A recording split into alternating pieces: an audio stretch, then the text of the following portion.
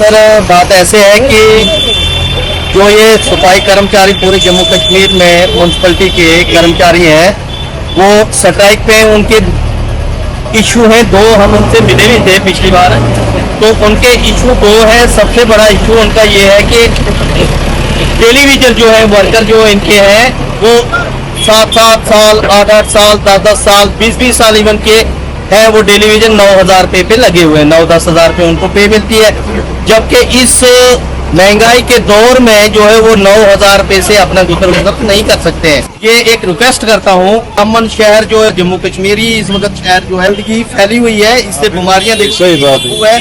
तो honourable chief minister साहब से ये रिक्वेस्ट करते हैं हम कि इनका जो मसला है टेलीविजन जो है इनको परमिट कीजिए, क्योंकि ये जो है हमारे इनका योगदान इतना बड़ा है सिटी को क्लीन रखने में, तो लिहाजा इनका काम तो पहले होना चाहिए था।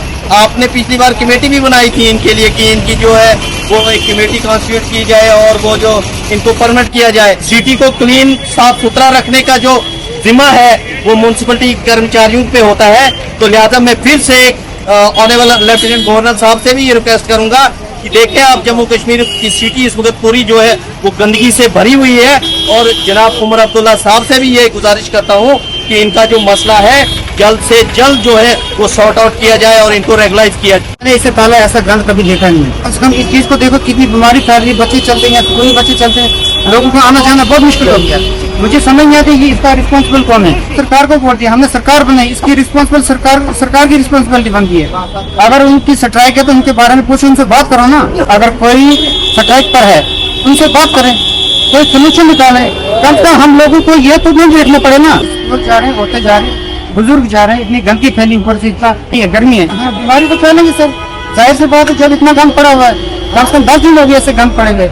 इधर ही नहीं, कहीं आप आगे पीछे जाओ, कहीं भी जाओगे, इससे बहुत बुरी हालत है। हमें अफसोस से ये कहना पड़ता है कि अगर हमने सरकार बनाई है, कम से कम इस चीज को देखना चाहिए।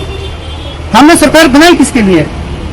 आम लोगों को सफर करना पड़ रहा है। अब बीमारियां, इतनी गर्मी है, सरकारें इतना बड़ा गंद पड़ा हुआ है, बीमारी फैल रही है, लोग बेचारे मजबूर हो गए हैं। बहुत मुश्किल है, यहाँ पे गंदगी बहुत है, इसको कोई सफाई किया जाए। तो हम भी, मैं ऊपर रहता हूँ, अपने गांव में रहता हूँ, मगर बाजार में कभी कभी आता हूँ, डेली नहीं आता हूँ, मगर आज आया हूँ सर तो बहुत गंदगी है इधर।